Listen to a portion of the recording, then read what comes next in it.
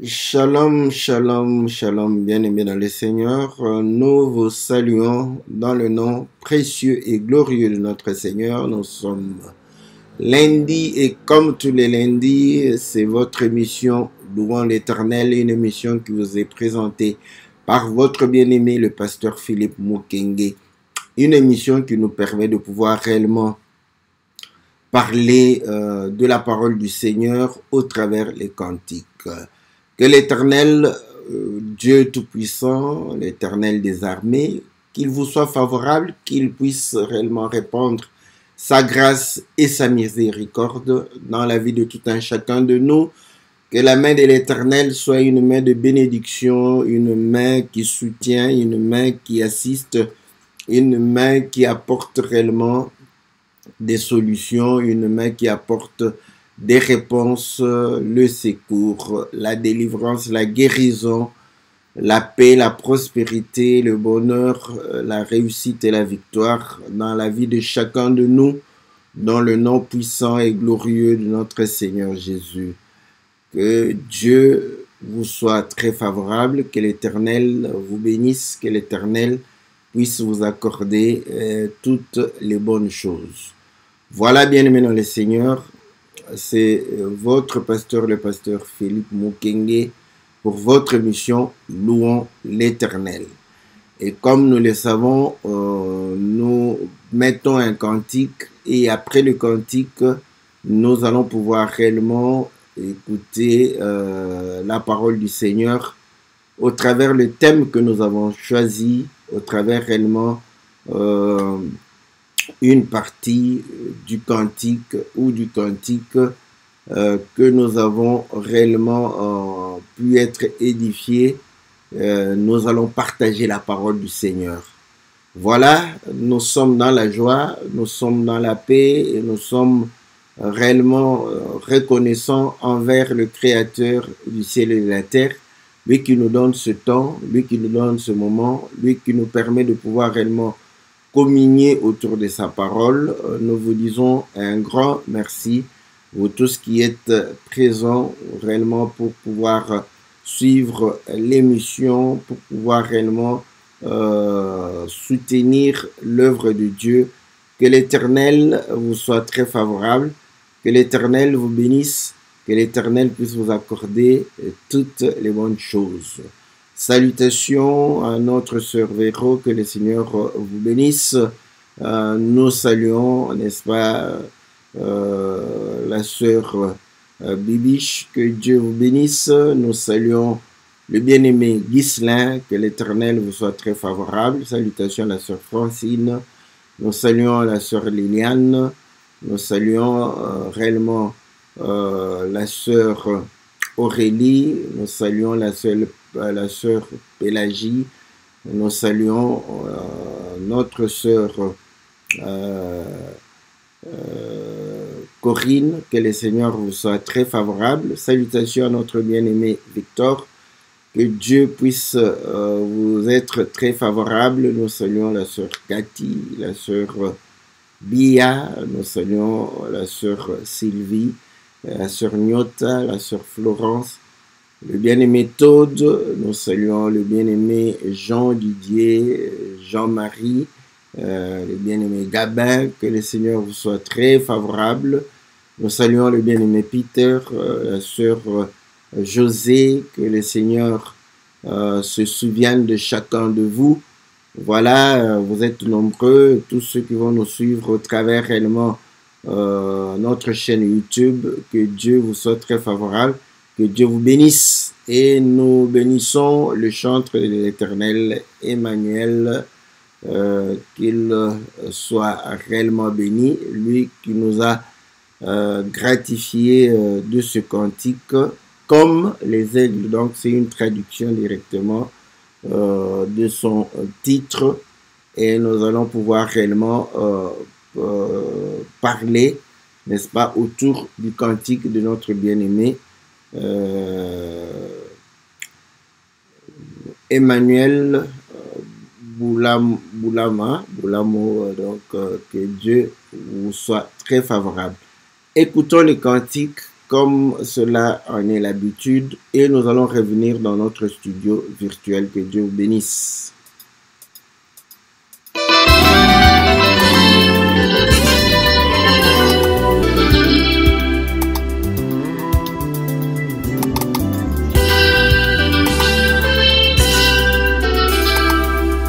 Lokola papongo biso papongo mokana biso kunana lola moka bopeme mokanelaka tokozonga na Yerusalema lokola papongo Basantu Yesu mboka na biso ngomba na Siona biso tokozonga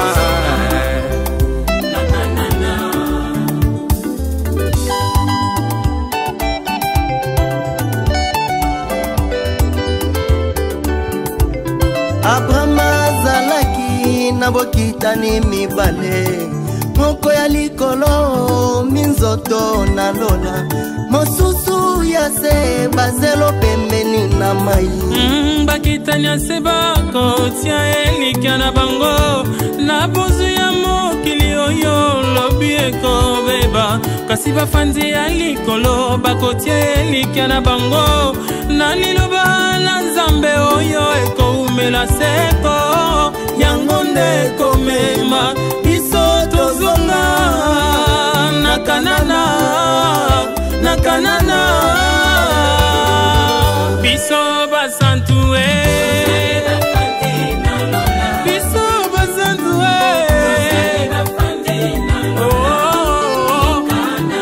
touta makolo tokozonga makolo okutana na mobali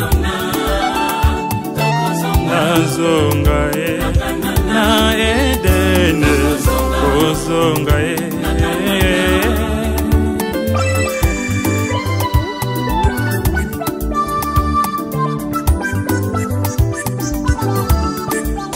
tina nini nasuwa boswi nyonso ya mokili tina nini nalinga basi nyonso ya mokili tina nini nasimbakisi nakoma na mbongo nazali mopaya awa na mokili nalingi nakonzama na mokili te bolenge na ngai to mpe bozwi te po ete nyonso ya se koleka se mopepe nalingi nakonzama noyo zanga suka Shilo Shilo nazali mopaya awa na mokili nalingi nakonzama na mokili te bolenge na ngai to mpe bozwi te po ete nyonso ya se koleka se mopepe nalingi nakonzama noyo zanga suka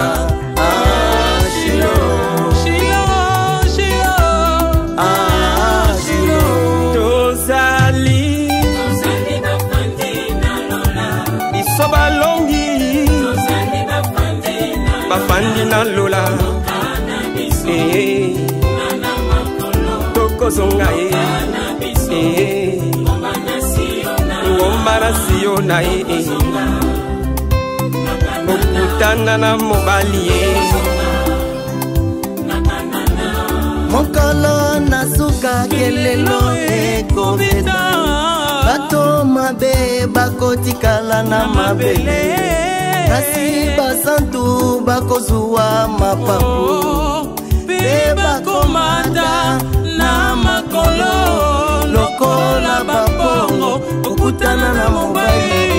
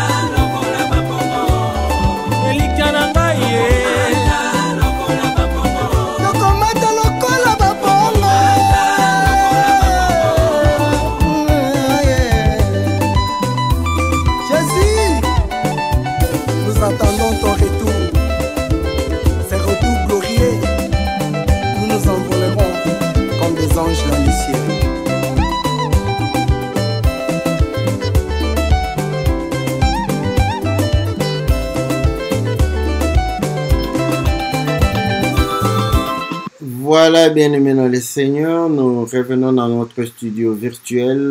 Nous sommes là pour pouvoir réellement partager la parole du Seigneur et le cantique chante comme les aigles. Nous sommes habitants du ciel, de la cité céleste, la montagne de Sion, qui est notre Canaan. Abraham avait deux postérités, une qui ressemblait aux étoiles et une autre au sable de la mer, et la postérité qui représente le sable de la mer se repose sur les biens matériels qui ne sont qu'éphémères, et celle qui représente les étoiles repose sur ce qui subsiste, la parole de Dieu, d'où elle fait son retour à Cana, qui est notre cité et d'en haut, d'où nous sommes venus et nous allons y retourner. À quoi bon gagner tout ce qui est sur la terre, faire tout ce qui est pour le plaisir de la chair et contraire à la parole de Dieu, et manquer la vie éternelle. Nous sommes des étrangers et la prière que nous faisons, c'est de ne pas être réellement dominé par le monde, de ne pas être une proie du monde, mais être dominé par la parole de Dieu. Ceci nous permet de pouvoir réellement retourner au ciel à la rencontre de l'époux, comme les aigles, parce que tous ceux qui sont fidèles à la parole de Dieu vont pouvoir retourner comme les aigles, n'est-ce pas, dans le royaume. Voilà, bien-aimés dans le Seigneur, que l'Éternel, notre Dieu, vous soit très favorable, que l'Éternel vous bénisse, que l'Éternel puisse vous accorder toutes les bonnes choses. Nous croyons que Dieu nous sera très très favorable. Donc, c'est le cantique de notre frère Emmanuel Boulambo, n'est-ce pas, que nous bénissons, que nous saluons pour l'édification. Et nous avons pris aussi le sujet comme étant le titre, mais nous l'avons traduit comme les aigles. Voilà. Ceci, il est en train de pouvoir chanter pour démontrer que les aigles, elles ne sont pas les habitants de la terre.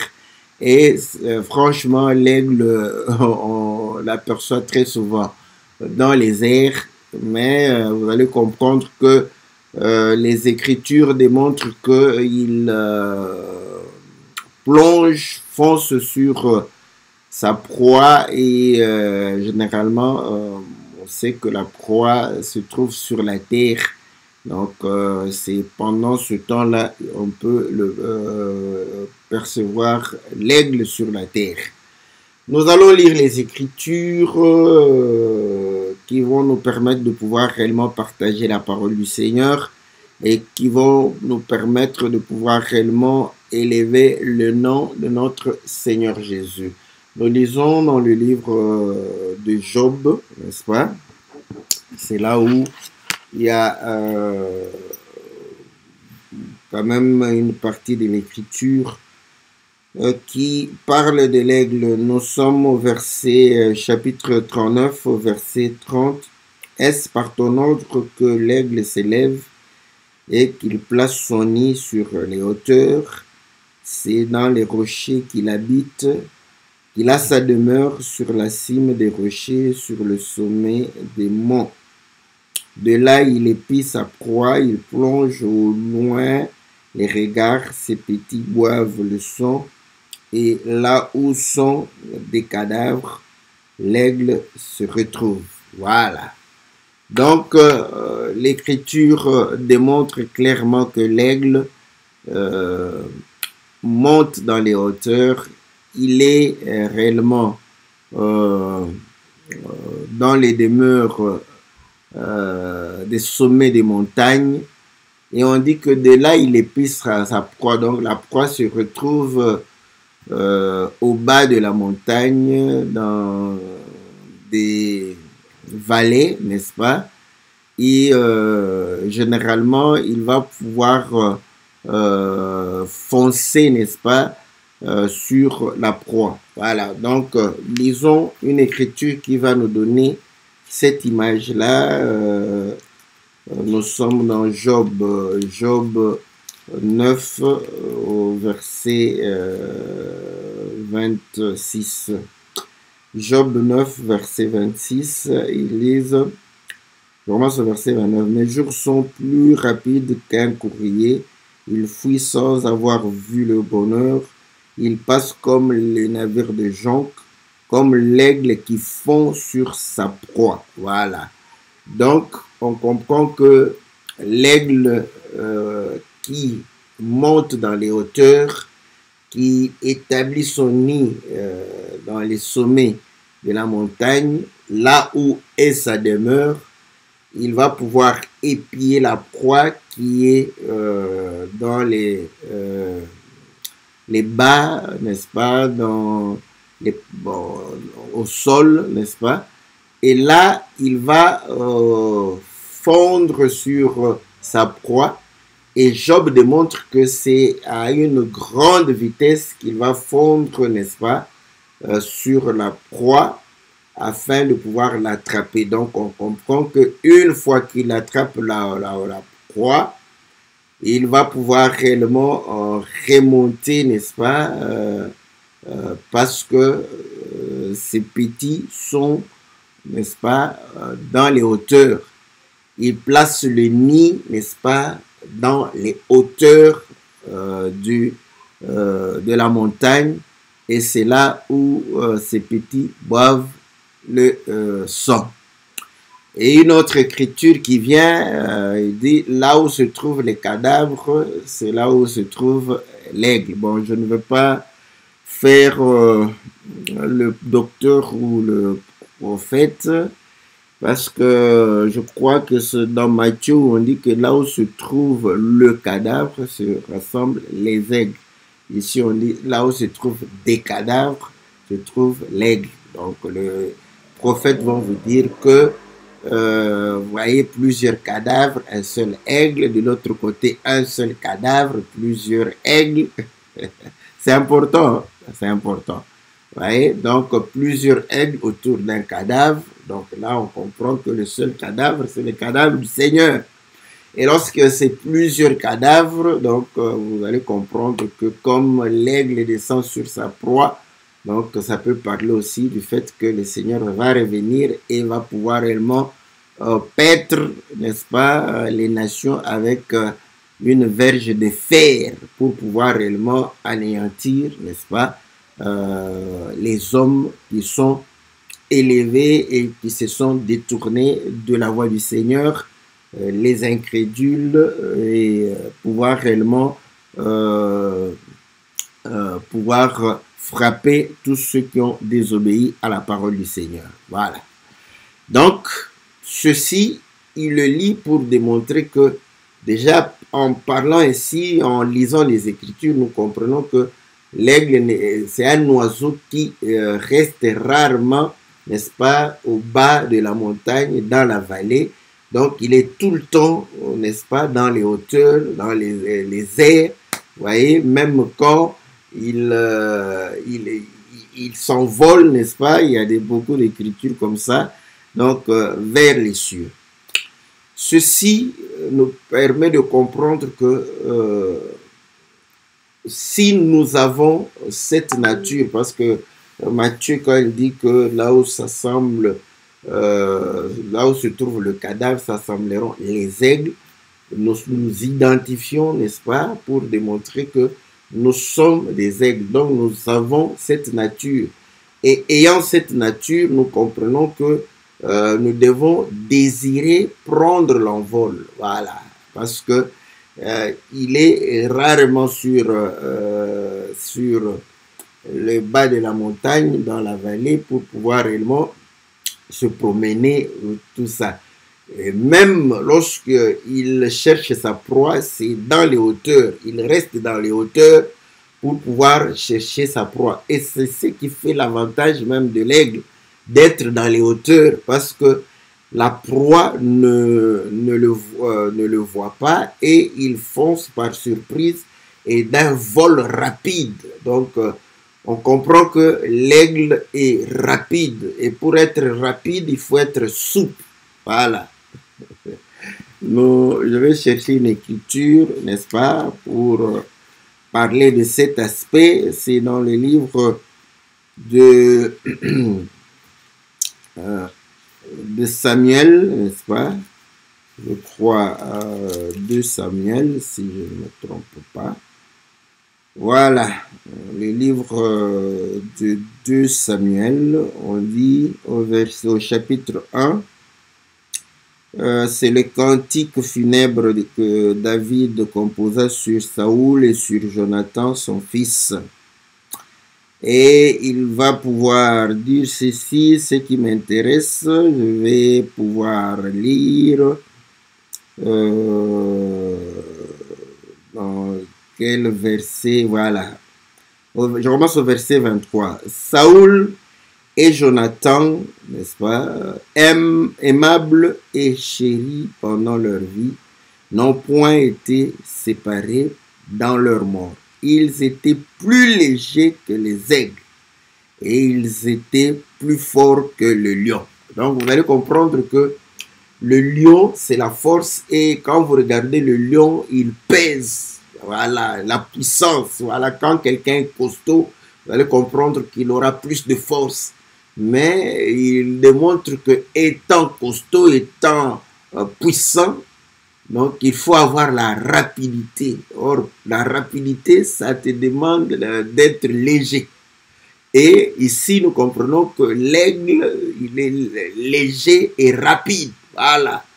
Voilà pourquoi, lorsque nous avons écrit l'écriture, nous avons lu l'écriture, on dit qu'il fonce sur sa proie. C'est d'un vol rapide. Je crois dans les livres de Daniel, lorsque Daniel était en train de pouvoir prier, vous allez voir que, il va dire que l'ange viendra d'un vol rapide, n'est-ce pas, comme un aigle. Voilà. Donc, ça démontre la nature de l'aigle. Donc, nous sommes des aigles, nous sommes autour du cadavre, n'est-ce pas, en train de manger la chair, et l'Écriture nous montre de boire le sang. Voilà, donc, et nous sommes légers, rapides, et nous volons, n'est-ce pas, dans les hauteurs. Tout est dit, et la prédication peut se terminer en ces termes. Vous allez comprendre que l'Éternel lui-même s'identifie à l'aigle. Voilà pourquoi nous allons lire dans le livre de Exode au chapitre 30. Est-ce que c'est 30? Exode chapitre, quel chapitre? Là où ils sont arrivés, n'est-ce pas, dans la montagne de Sinaï, n'est-ce pas? Attendez. Voilà.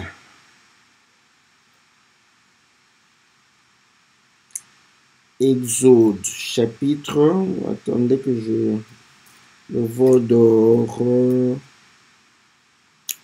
Ah, c'est là où il voulait donner, chapitre 20, je crois.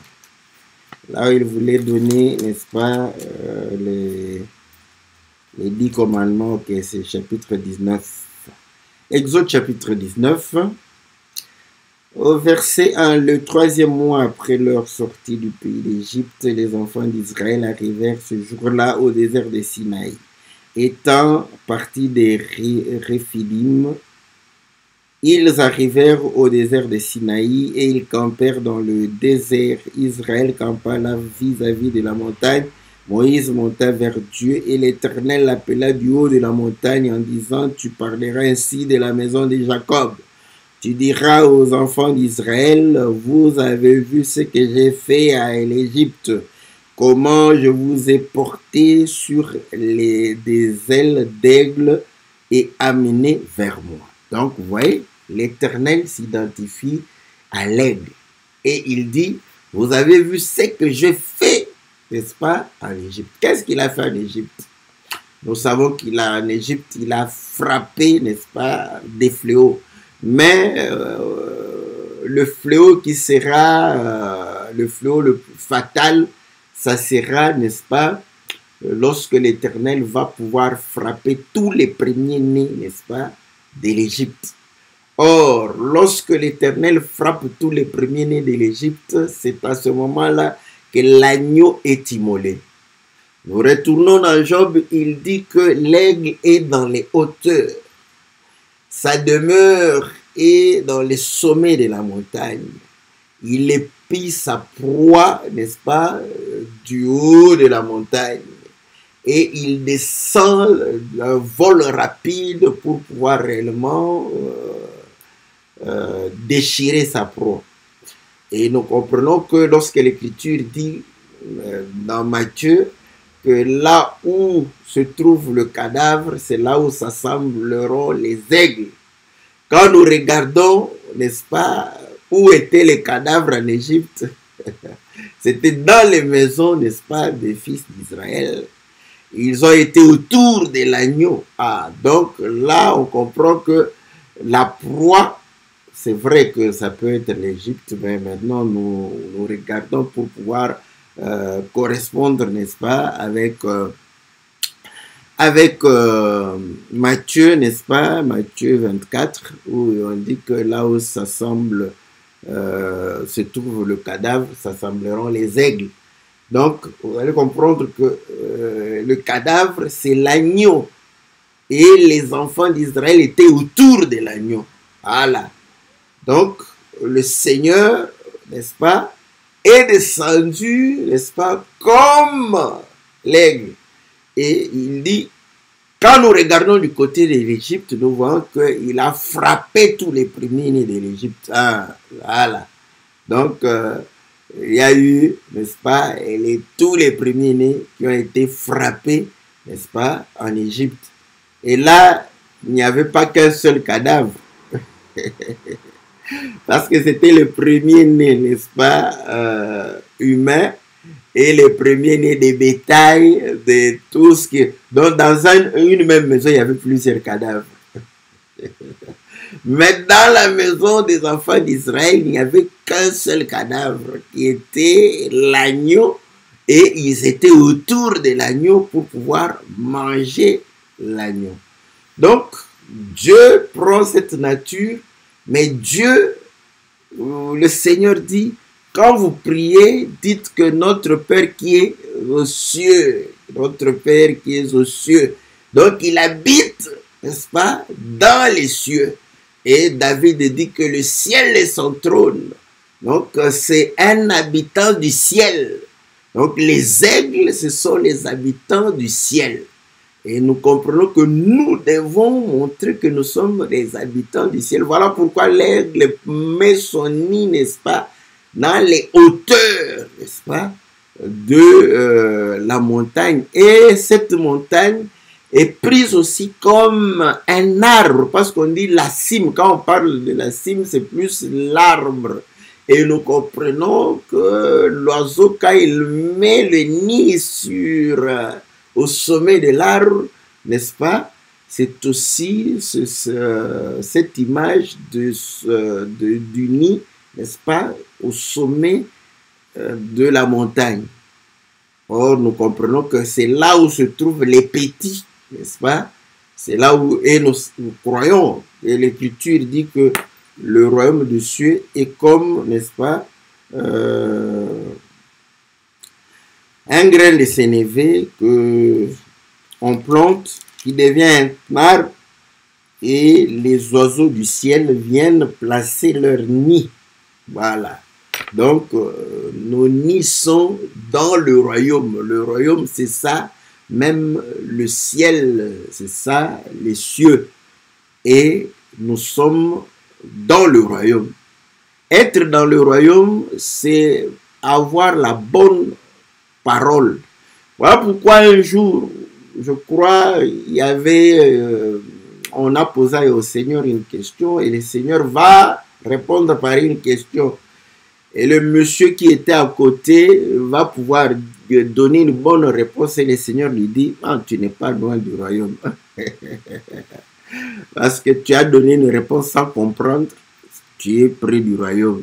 Donc, quand tu ne donnes pas une bonne réponse, tu es loin du royaume. Quand tu donnes la bonne réponse sans comprendre, tu es près du royaume. Quand tu donnes la bonne réponse avec compréhension, tu es dans le royaume. Voilà pourquoi il va pouvoir leur dire, si je leur parle en parabole, c'est pour les éloigner du royaume. Parce que s'ils ne comprennent ni la parole de Dieu, et ils n'ont ni la lumière, ils ne comprennent rien, ils sont loin du royaume des cieux. Mais vous, il vous a été donné de connaître les mystères du royaume.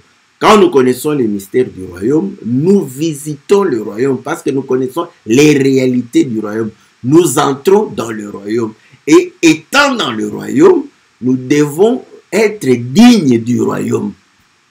Donc, dans le royaume, tu ne dois pas être un touriste, n'est-ce pas? Où tu es venu regarder les merveilles du royaume et tu rentres chez toi. Mais par contre, il dit que comme nous sommes les aigles, l'aigle n'habite pas dans les bas de la montagne, mais il habite au sommet de la montagne. Et il démontre par là que nous devons avoir ce comportement-là. Et le fait de chercher les choses du royaume nous donne la victoire sur l'ennemi. Parce que, étant réellement attirés vers les hauteurs, nous montons, n'est-ce pas, dans les hauteurs. Voilà pourquoi Paul, dans une manière, il dit que nos vies sont cachées en Jésus. Bon, ça c'est une écriture où nous pouvons nous consoler. Mais une vie que tu mènes ici, non digne du royaume, comment cette vie peut être cachée dans le royaume? Non. Quand il dit que nos vies, c'est-à-dire la vie que nous menons ici, témoigne que nous sommes habitants du ciel et ainsi nous pouvons nous certifier que nos vies sont réellement cachées en Jésus, n'est-ce pas, dans les lieux célestes. Parce que c'est une vie que nous manifestons ici, une vie du royaume, une vie, n'est-ce pas, d'en haut. Vous allez voir que lorsque Balaam voulait maudire le peuple, il va se rendre compte que le peuple n'a pas sa demeure, n'est-ce pas, parmi les nations. Recherchons notre ami Balaam, n'est-ce pas? Balaam, nous sommes dans Nombre chapitre 22. Et voilà. Je vais essayer de... Je ne sais pas si c'est Nombre 23.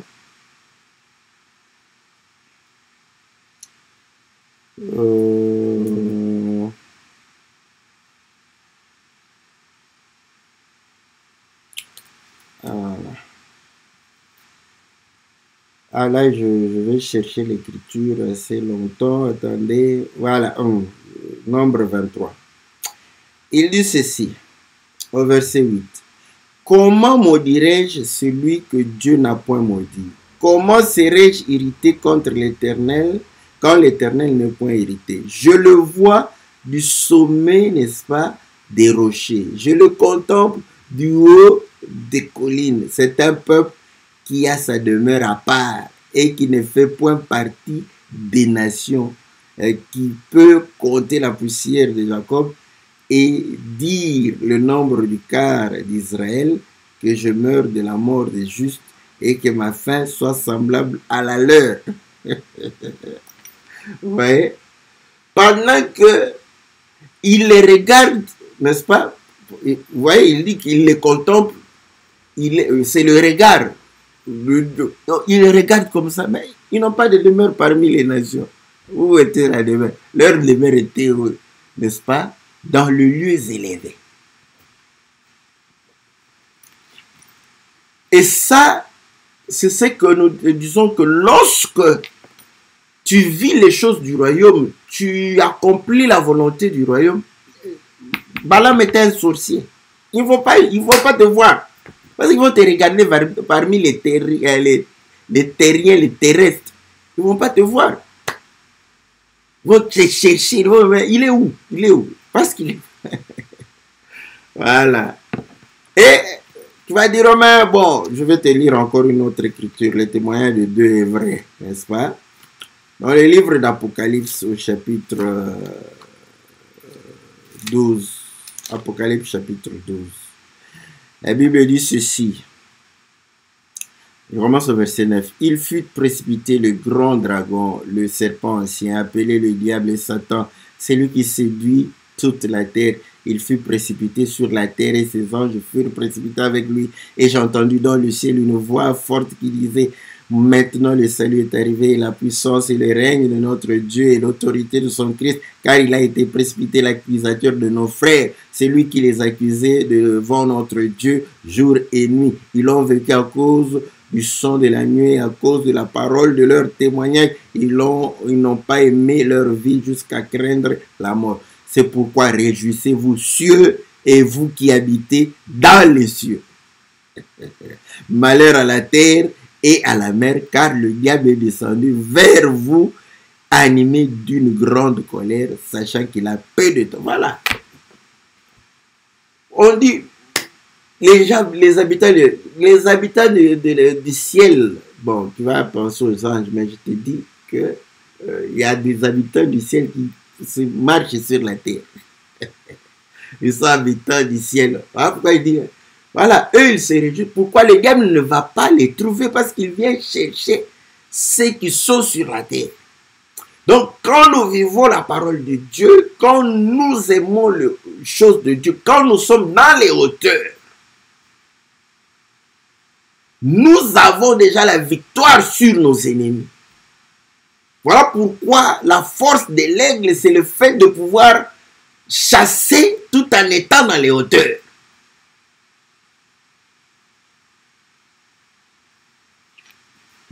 Et l'Écriture dit ceci, au verset 16. Et la terre secourut la femme, et la terre ouvrit sa bouche et engloutit le fleuve que le dragon avait lancé de sa bouche. Et le dragon fut irrité contre... Non, j'ai sauté. Ok, verset 13. Quand le dragon vit qu'il avait été précipité sur la terre, il poursuivit la femme qui avait enfanté l'enfant mâle. Et les deux ailes du grand aigle furent données à la femme afin qu'elle s'envolât au désert vers son lieu où elle est nourrie un temps, 2 temps et la moitié d'un temps loin de la face du serpent. Vous voyez? Elle a échappé par le fait d'avoir la capacité de voler. Donc, celui qui vit une vie du royaume, digne du royaume, échappe entre les mains, n'est-ce pas, de l'ennemi. Voilà pourquoi le Seigneur le dit en d'autres termes que celui qui pratique la parole de Dieu bâtit sa maison sur le roc. Quand l'ennemi va s'élever, lui va subsister. Voilà. Donc, vous allez comprendre que nous sommes étrangers, n'est-ce pas? Nous sommes passagers parce que l'aigle, nous voyons sa présence sur la terre que pour chasser, avoir sa nourriture. Et le Seigneur démontre que s'il est descendu, celui l'aigle, il est descendu pour faire quoi? Pour faire la volonté de celui qui l'a envoyé. Pour, voilà, juste pour faire cette volonté-là. Hein? Et il dit, c'est ça ma nourriture. Donc, vous allez comprendre que si nous sommes là, c'est pour faire la volonté de notre Dieu. Mais nous sommes habitants du ciel. Voilà pourquoi, lorsqu'on recherche l'aigle, on ne le recherche pas par terre, on le cherche. Même les chasseurs, ils vont le chercher. Alléluia. Voilà. Donc, sur la terre, c'est juste pour la nourriture. Or, la nourriture, c'est accomplir la volonté. Nous sommes descendus sur la terre pour pouvoir manifester la volonté de Dieu, pour accomplir réellement, n'est-ce pas, cette volonté. Nous sommes passagers. Voilà pourquoi nous ne nous conformons pas au siècle présent.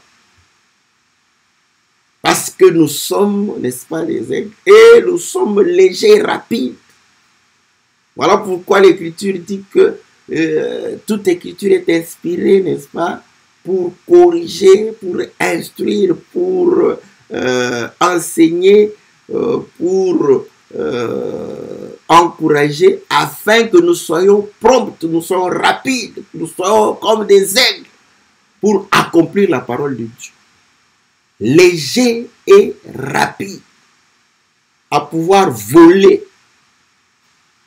Et ainsi, quand nous lisons pourquoi Dieu a créé les oiseaux, c'est pour pouvoir voler vers le ciel. Ouais. Donc, voilà pourquoi il démontre que nous sommes la postérité céleste qui ressemble aux étoiles. Et l'Écriture dit que on parle de l'étoile comme étant une sorte de corps. N'est-ce pas? Dans 1 Corinthiens chapitre 15, il est dit ceci, n'est-ce pas? Au verset 39, toute chair n'est pas la même chair, mais autre est la chair des hommes, autre est celle des quadrupèdes, autre est celle des oiseaux, autre est celle des poissons.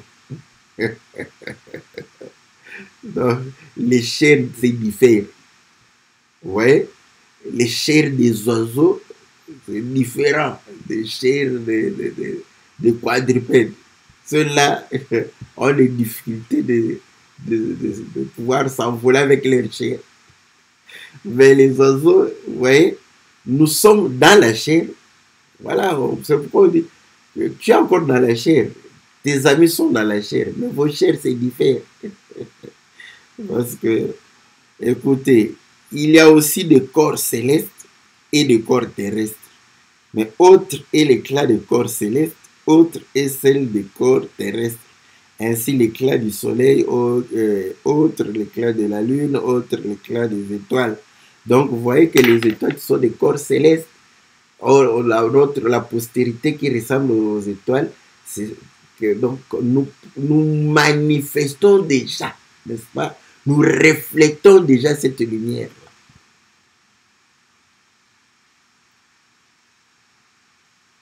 Nous sommes encore dans la chair, mais notre chair, voilà, se demande, mais pourquoi eux ne se laissent pas emporter par ça, par ceci, mais vous êtes dans la même chair. Mais il y a maintenant une différence parce que vous ne portez plus la même nature. Voilà, et il reste charnel, terrestre et diabolique. Voilà. Mais nous portons une chair, n'est-ce pas, qui n'a plus, n'est-ce pas, les mêmes désirs.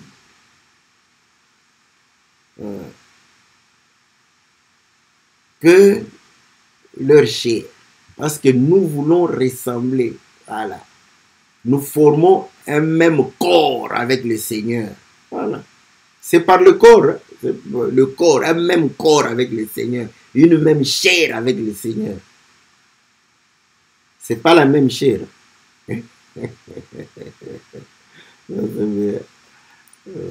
J'aime ça. Donc, voilà, n'est-ce pas? C'est que le cantique est en train de pouvoir démontrer qu'effectivement nous sommes, n'est-ce pas, des passagers, et comme les aigles, vous allez comprendre que ce n'est que pour manifester la volonté de Dieu, n'est-ce pas? C'est comme ça que nous disons, Paul le dit, vous ne pouvez pas vous soustraire de vos amis païens. Ouais, parce que quand on est dans l'église, nous pouvons nous dire que nous sommes dans le royaume de Dieu. Amen. Mais maintenant, quand tu es avec tes amis là-bas, n'est-ce pas? Pourquoi tu te retrouves là-bas juste pour pouvoir, n'est-ce pas, prendre ta proie comme l'aigle, n'est-ce pas? Et là, c'est pour manifester la volonté de Dieu. Manifester pour pouvoir réellement prendre ta nourriture au milieu d'eux. Afin qu'ils voient la nature des enfants de Dieu. La nature de Dieu. Pourquoi tu as des amis païens? C'est justement pour ça. Pour pouvoir manifester la nature divine en toi. C'est facile entre nous, frères, parce que là, on calme nos ardeurs. C'est quand tu es parmi les païens, là, c'est là où nous allons comprendre réellement si tu es l'aigle. Tu n'habites pas au milieu d'eux. Ils le savent, parce que quand ils voudront te chercher dans les choses, n'est-ce pas, terrestres, ils ne vont pas te retrouver là-bas, parce que toi, tu prends l'envol. Voilà. On va comprendre que même, il est avec nous. Oui, il est juste avec nous pour montrer qu'il est différent de nous. Voilà. Et ils pourront désirer, n'est-ce pas, que tu puisses les éclairer et devenir comme toi. Voilà, n'est-ce pas, pourquoi nous désirons, n'est-ce pas, cette nature d'aigle, et qui nous permet de pouvoir nous identifier comme des étrangers. Et je te dis une chose, quand tu te sens étranger quelque part, tu finiras par rentrer d'où tu es venu. Voilà pourquoi on identifie les Congolais. Vous voyez les anglophones, n'est-ce pas? Ils disent, mais pourquoi vous les Congolais, quand vous quittez votre pays, vous ne rentrez plus? Et nous leur disons que nous allons mourir en Europe. Ouais. Donc, ils se disent que non, mais quand vous allez quelque part, vous devrez rentrer, n'est-ce pas? Nous leur disons, non, quand on quitte, là où on va mourir là-bas. Pourquoi? Parce que nous essayons de nous intégrer correctement, n'est-ce pas? De jouir, n'est-ce pas? De la vie qu'offre le pays étranger dans lequel nous vivons. Mais eux, vous allez comprendre qu'ils vivent véritablement comme des étrangers. Vous allez entrer chez eux comme ça, vous sentez, mais... Et là, les Congolais, mais pourquoi vous ne vivez pas? Vous travaillez, mais vous ne vivez pas. Bon, aujourd'hui, c'est un peu... Quand ils nous ont regardé, parce qu'on est un peu influents, on s'habille bien, on jouit de la vie, beaucoup d'entre eux nous ont suivis. Mais leur comportement leur permettait de rentrer chez eux. Bon, vous voyez? Donc, quand on comprend que tu es trop investi dans le pays dans lequel tu t'es retrouvé, on s'est dit, oh là là, celui-là ne va plus rentrer. Il va dire, ah, le ciel, je ne vais plus rentrer au ciel. Moi, je préfère demeurer ici. N'est-ce pas? Mais, voilà pourquoi nous disons, quand nous affichons un comportement d'étranger et nous nous sentons étrangers, nous allons désirer retourner, n'est-ce pas, là où nous sommes. Voilà pourquoi parmi les païens, tu ne peux pas te sentir à l'aise. Et là, tu comprendras que tu ne vas pas adhérer, n'est-ce pas, dans leur sottise, et tu vas t'éloigner de tout ce qui suit, n'est-ce pas, ta conscience. C'est ainsi que tu vas honorer l'Éternel notre Dieu. Voilà, que le Seigneur nous aide à être comme l'aigle, n'est-ce pas? Il y a beaucoup de choses à pouvoir parler. Bon, comme on dit toujours, ce n'est qu'un point-virgule comme nous mettons. Et nous croyons que ceci nous a permis de pouvoir comprendre que nous sommes véritablement des étrangers, que lorsque nous écoutons la parole, que nous puissions être prompts, n'est-ce pas, à pouvoir pratiquer cette parole, et que nous devons prendre les hauteurs pour pouvoir réellement accomplir et désirer les choses du royaume de Dieu. Ceci nous permet de pouvoir avoir les dessus sur nos ennemis, et ceci nous permet aussi que nos ennemis ne puissent pas nous détecter, nous repérer, parce que ils mangent la chair, ils mangent, n'est-ce pas, les sables, la poussière, n'est-ce pas, et nous sommes dans les hauteurs. Que Dieu vous soit très favorable. Que le Seigneur puisse vous accorder toutes les bonnes choses, n'est-ce pas? Nous nous retrouvons lundi. Je salue mon frère Ghislain qui m'a dit qu'il a toute une litanie, n'est-ce pas, des questions que je suis en train d'attendre, d'attendre la litanie des questions, parce que dès qu'il me donne cette litanie des questions, c'est tout un dépôt où je viens, j'ouvre, je prends, n'est-ce pas, une question et je viens, n'est-ce pas, partager avec les bien-aimés. Voilà, que le Seigneur vous bénisse, que le Seigneur vous soit très favorable. Nous nous retrouvons mercredi pour l'émission Que la Bible parle, une émission qui répond à vos questions, une émission qui nous permet de pouvoir réellement être éclairés par rapport à nos questionnements. Que Dieu vous bénisse au nom puissant et glorieux de notre Seigneur Jésus. Amen.